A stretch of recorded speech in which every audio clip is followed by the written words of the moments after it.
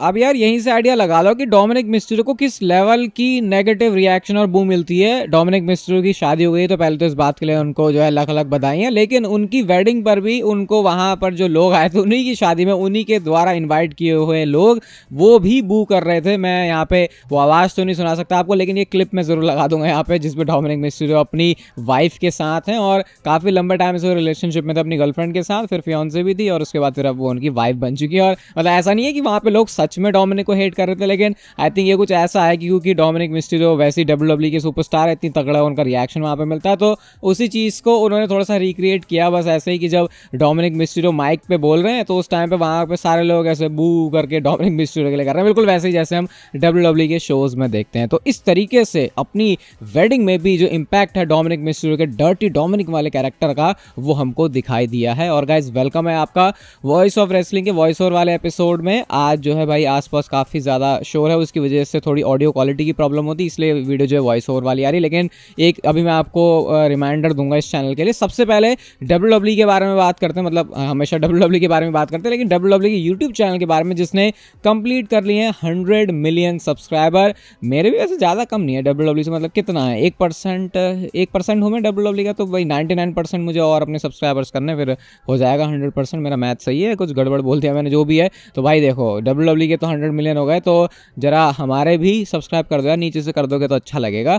और डब्ल्यूडब्ल्यूई के हो गए तो उसमें से मैं ये भी मान सकता हूँ कि भाई इंडिया से बहुत सारे सब्सक्राइबर्स होंगे, क्योंकि जो इंटरनेट पर सोशल मीडिया पर व्यूअरशिप आती है डब्ल्यूडब्ल्यूई की वो है सोशल मीडिया से इंडिया की तरफ से। नेक्स्ट बात करते हैं कोडी रोड्स के बारे में। तो भाई कोडी रोड्स अपने जो उल्टी गिनती है उसको शुरू कर चुके हैं। ये वाला आप ट्वीट देख सकते हो जिसके अंदर वो रेसलमेनिया का जो पोस्टर है किसने रेट्रो टाइप पोस्टर बनाया है और यहाँ पे कोडी रोड्स लिख रहे हैं काउंटिंग द डेज। अब देखते हैं ये काउंटडाउन उनका अपनी स्टोरी के अनफिनिश होने का हो रहा है या फिर फिनिश होने का हो रहा है, क्योंकि रेसलमेनिया 39 वाला सीन दोबारा से हो गया तो फिर कोडी रोड्स के लिए कुछ रातें काटनी कुछ दिन काटने काफ़ी ज़्यादा मुश्किल हो सकते हैं। सेथ रॉलिंस ने रिसेंटली डायरिया डुएन वाला जो जोक मारा था उसके ऊपर मैंने आपको बताया लोगों ने कैसे पता नहीं सेथ रॉलिंस की ही लेना शुरू कर दिया था। अब माइकल हेस, ये वो माइकल हेस ने जो कि डब्ल्यूडब्ल्यूई के हैं, कोई ये बंदा है इसने अपना नाम किया है, वो यहाँ पे लिखते हैं कि लोग समझ ही नहीं रहे कि यार ये जोक है, इसको जोक की तरीके से कैसे लेना, लोग को समझ में ही नहीं आ रहा। सेथ रॉलिंस ये बोलना चाह रहा है कि जब भी बातें अपने मुंह से रॉक निकालता है तो वो कैसी साउंड करती है, बस उस चीज़ को सेथ रॉलिंस बोलना चाह रहा है। लोगों ने पता नहीं जोक का क्या ही मतलब बना दिया। और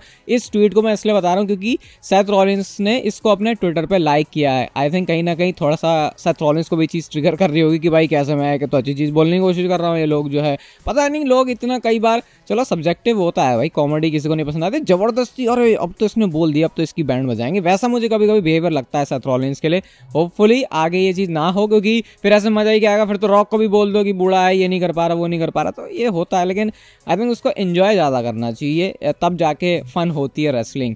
अभी बियांका ब्लेयर के साथ एक थोड़ी सी कंट्रोवर्सी हो गई, थोड़ी सी नहीं थोड़ी बड़ी सी कंट्रोवर्सी हो गई। आपको पता ही है अमेरिका में वेस्टर्न कंट्रीज़ में रेसिज्म का कितना सीन चला, मतलब चलो हमारे इंडिया में तो ऐसा नहीं है भाई कि कोई थोड़ा डार्क स्किन टोन का है कोई फेयर है तो ऐसा इतना नहीं होता, मतलब हो जाता है लेकिन इतना नहीं। यहाँ पे हवा सा नहीं बनाते उससे, यहाँ हवा आपको पता है और चीज़ों का बनता है, जैसे कि रिलीजन का, कास्ट का, यहाँ पे उस चीज़ का बनता है। तो वैसे ही कुछ ना रेसिज्म का सीन अमेरिका में है बहुत ज़्यादा। तो बियांका ब्लेयर को की पोस्टर में थी तो कहीं ये शुरुआत ऐसे हुई थी जितना मैं देख रहा हूँ सोशल मीडिया पे कि लोगों ने बोल दिया अरे इनको एक ब्लैक फीमेल रेसलर चाहिए थी इसीलिए इन्होंने जो है बस इसीलिए बियांका ब्लेयर को डाला है। अब इसके बाद क्या था, वी लव यू बियांका भी ट्रेंड कर रहा है यूएस में, नंबर 10 पर ये था। कोडी रोड्स ने भी ट्वीट किया ईएसटी के नाम से, रिया रिप्ली ने भी ट्वीट किया जहाँ पे वो जो बियांका ब्लेयर है उनकी तारीफें कर रही कैसे बहुत बड़ा नेम है। इसके साथ साथ फिर बीच में ड्रू मैकइंटायर जो कि अपने कैरेक्टर में रहते हैं उन्होंने भी बियांका ब्लेयर की तारीफें कर दी हैं। तो अभी जो सपोर्ट सिस्टम है वो पूरा है बियांका ब्लेयर के लिए, उनको इस टाइम में सपोर्ट कर रहे हैं और ये पता नहीं कब खत्म होगा। मतलब चलो मतलब ये तो मुझे लगता है ये कभी कभी तो बात इतनी बढ़ती भी नहीं है, उसको जितना बढ़ा के दिखाते हैं कि अरे कैसे बोल दिया किसी डार्क टोन वाले किसी बंदे के बारे में, तो कभी कभी वो बहुत ज्यादा बढ़ जाता है। लेकिन अभी सपोर्ट मिला बियांका ब्लेयर के लिए, वो देख के सही लगा। Rock and Roman Reigns versus Seth Rollins and Cody Rhodes जो टैग टीम मैच नाइट 1 में हो रहा है, क्या उस पर वो चीज होने वाली है जो कि हम जिमी और जे उसो के मैच में एक्सपेक्ट कर रहे हैं? अब क्योंकि आपको पता है ये जो मैच है ब्लड लाइन का टैग टीम वाला, इसमें रॉक कैसा अपना कॉर्पोरेट वाला रोल भी अभी दिखाने वाले हैं, जो कि अभी तक उन्होंने ज़्यादा तो दिखाया नहीं है, क्योंकि अभी इनफ है डब्ल्यूडब्ल्यू के पास ऑलरेडी रॉक के पास जो कुछ बोलने के लिए है उसी में प्ले करने के लिए। लेकिन शायद अपने इस मैच में वो एक हेल्प ले सकते हैं, और ये सिर्फ एक स्पेकुलेशन है। तो स्पेकुलेशन कुछ ऐसी है कि रिकीशी क्या पता इस मैच में रोल प्ले करें एक गेस्ट रेफरी की तरह। अब तक हम ये जिमी और जे उसो के मैच में सोच रहे हैं, लेकिन क्या पता इस मैच में उनकी इन्वॉल्वमेंट हो जाए, क्योंकि सबसे ज़्यादा एक्टिवली अगर कोई ब्लड लाइन का बंदा है जो कि सोशल मीडिया पर एक्टिव है या फिर इंटरव्यूज में बात कर रहा है, वो नाम रिकीशी है। और शायद इनमें सबसे पॉपुलर भी, क्योंकि ऑलरेडी डब्ल्यूडब्ल्यू के साथ बहुत लंबा काम कर चुके हैं रिकीशी। तो क्या पता रॉक एंड रोमन रेंज सोचे कि भाई हमें तो मैच जीतना ही जीतना है, तो ब्लड लाइन रूल्स तो नाइट 2 में होगा ही होगा, लेकिन पहले अपने इस मैच में भी किसी तरीके से ट्रिक करते हैं, स्ट्रिंग्स को पुल करते हैं और अपना ही कोई बंदा बैठा देते हैं। अभी सिर्फ रिकीशी के लिए नहीं बोल रहा मैं, हो सकता कोई और भी डब्ल्यूडब्ल्यू के ब्लड लाइन में या फिर रॉक अपने किसी फैमिलियर फेस को लेके आ जाए ताकि उनकी हेल्प हो इसमें। रिकीशी वाला रोल वैसे जिमी और जे उसो के मैच में होगा तो मैं ये ज़्यादा प्रेफर करूंगा। ऑब्वियसली हर कोई ज़्यादा प्रेफर करेगा क्योंकि इसमें ज़्यादा सेंस बन रहा है, लेकिन शायद इसमें भी कुछ ना कुछ ये कर सकते हैं। मतलब सिर्फ गेस्ट रेफरी की बात नहीं हो रही या फिर रिकीशी की बात नहीं हो रही, किसी भी तरीके से कुछ ट्विस्ट डाल सकते हैं इसमें ताकि हेल्प ज़्यादा Roman Reigns and the Rock हो। और अगर ये match Roman Reigns and Rock जीत रहे हैं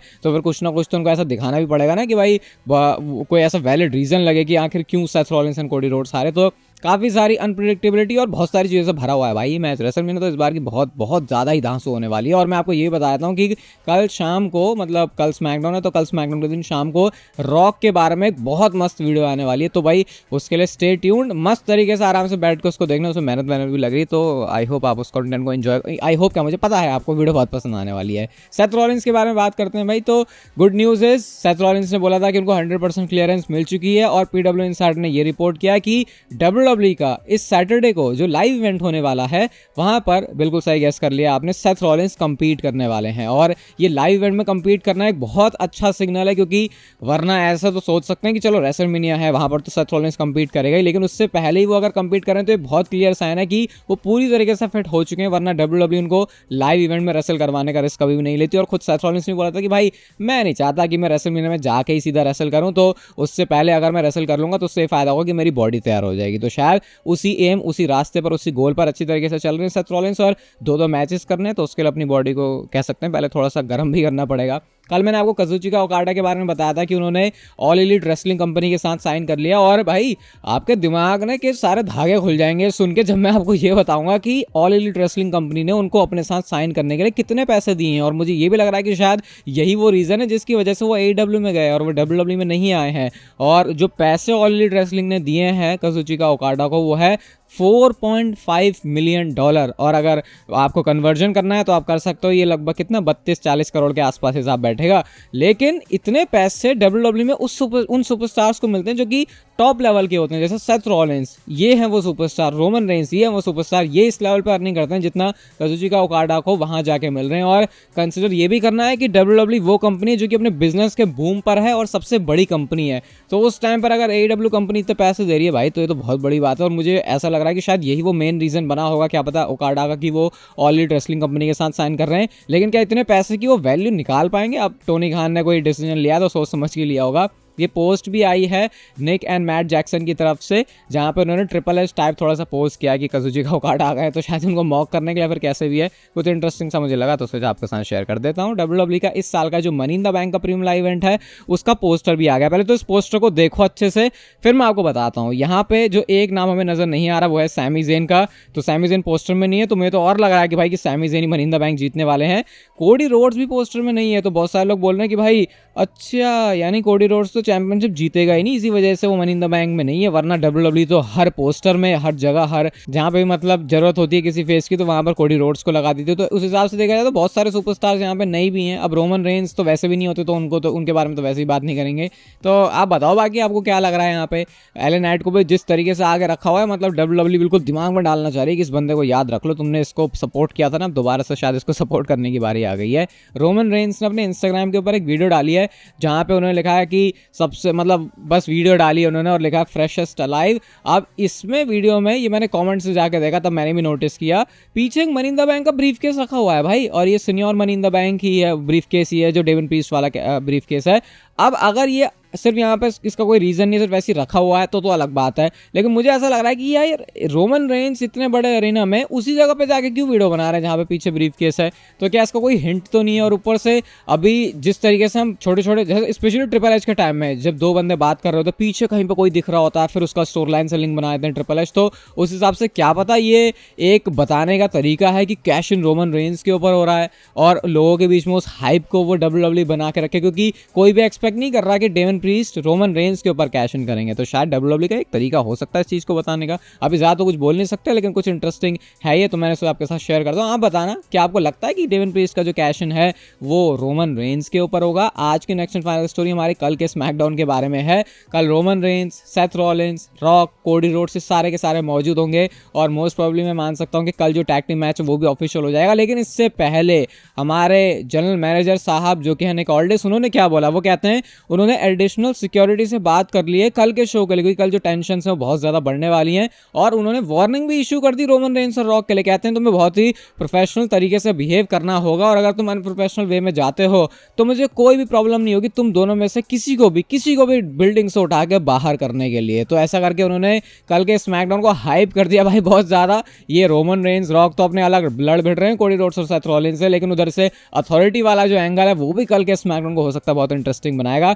बाकी चैनल पर इसी तरीके से आप चिपके रहो, वीडियो अच्छी लग गई है तो लाइक कर देना और तब तक आप जिंदगी के मजे लो, वरना पता है ना जिंदगी आप समझ ले लेगी।